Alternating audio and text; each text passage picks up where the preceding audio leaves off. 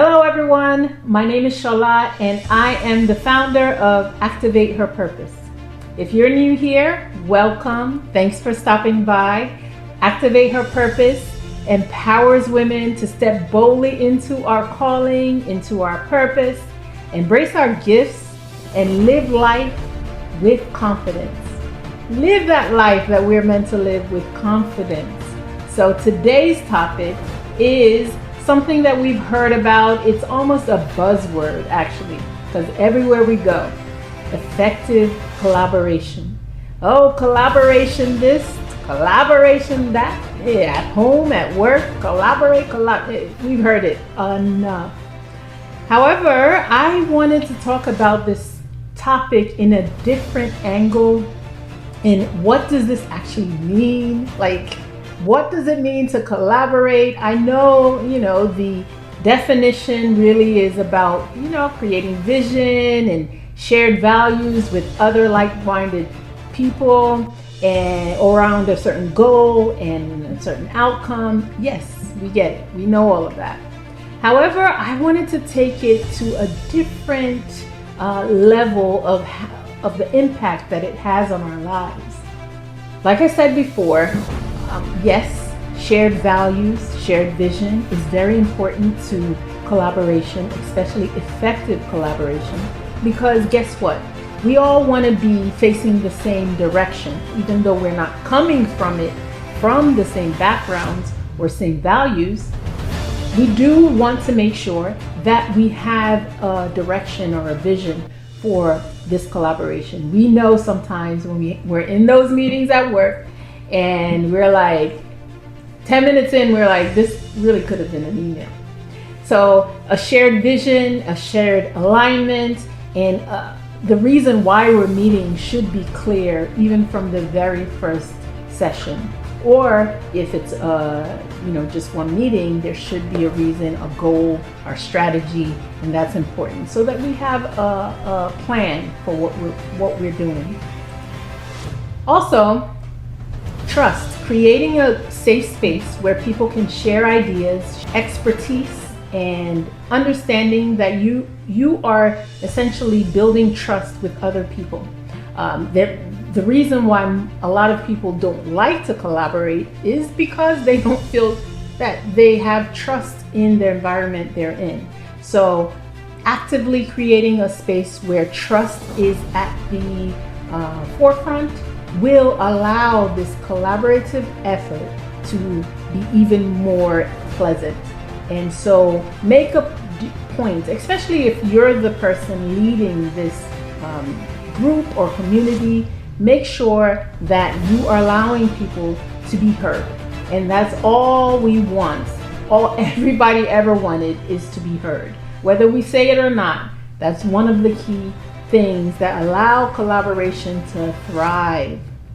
Also, in being heard, we know that we're going to all come from diverse backgrounds. We're going to come from a place where maybe someone else hasn't experienced, but that's the point. That's the point of collaboration, so that we can learn from some of the things that we don't even know we need to know.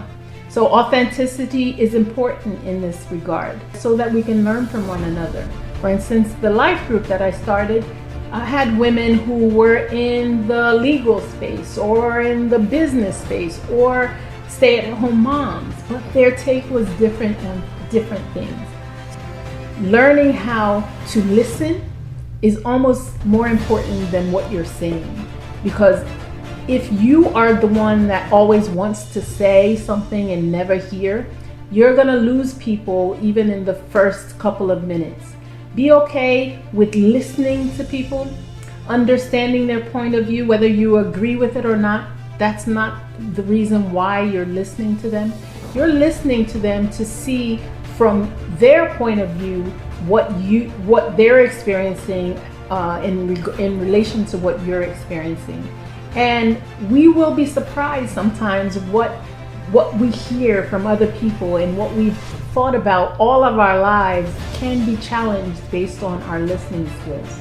Ask questions. Don't just take things at face value as if you already know the outcome. Ask questions. Be curious about what other people bring to the table, or bring into the group, or bring into our families. So that's why I feel that collaboration is a skill that we all need. Whether we like to do it or not, we need the skill to expand and to grow in our knowledge and in our skill set, in everything that we have to do in our lives. Collaboration is going to be at the center of it. Also, motivation. And so for instance, once you have a group of people or a community, or depending on what it is, you want to inspire and motivate change in the direction where we're wanting to go. So motivation can come in many ways. So for instance, I started this group and we told our stories, we expressed the things that we desire to see, our dreams, the actions we're taking. So helpful because it allows us to see that we're not alone in some things that we've been thinking about or doing, but also we're motivating. And what I like to tell the women to do is actually share those things. So not too many of us love public speaking. There's some, people who love it, but public speaking is another aspect of your communication skills that is important. And I said it in one of my last videos that I encourage us to take advantage of opportunities to speak in public wherever we can. So in this space, I created every week someone had to come and share their experience in a presentation-like form.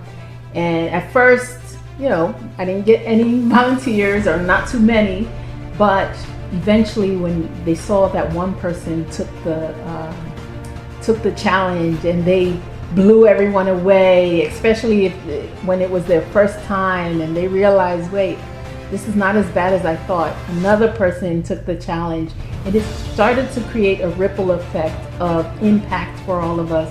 We had follow-up questions, follow-up sessions. The person who was hesitant at first now became the go-to person for the group.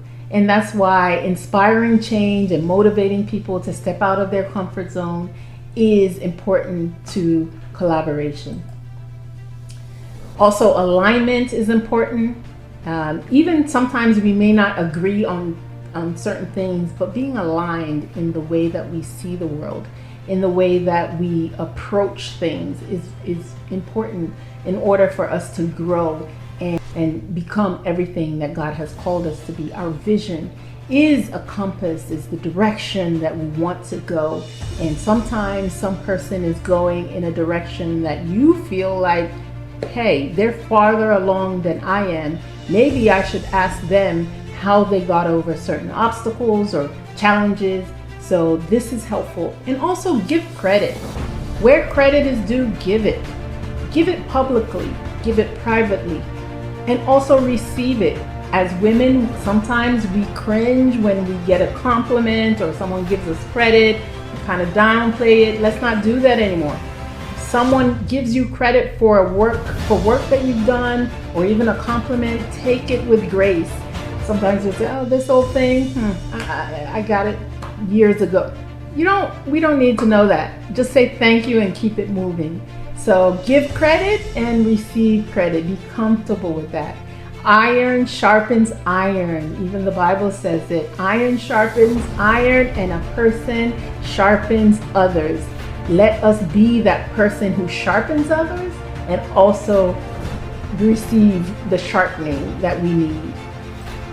Collaboration is absolutely a faith move, especially for introverts who would rather be on their own, doing their own thing, in their little corner of the world. Please don't talk to me. It takes faith. Some people enjoy the connection with others, but some people don't. We are all different. But what I would say is taking that step of faith to connect, even if it's smaller teams that you start out being comfortable with and then expand from there. take that step of faith to connect with someone else who has the same ideas and same things that you want to grow in. And you will see that what you do alone, you could definitely do more of and expand with others. As the quote says, if you want to go fast, go alone. But if you want to go far, go with others.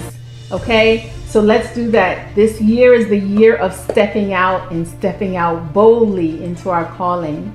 So my call to action to you all is, what are you going to do this week to foster effective communication, effective collaboration in your teams, at work, at home, in your communities? What are you going to do intentionally to take those steps towards expanding your communities and collaboration efforts? Let's do it this week. Let's step out of those boundaries and comfort zones and speak up. Give a compliment, give credit.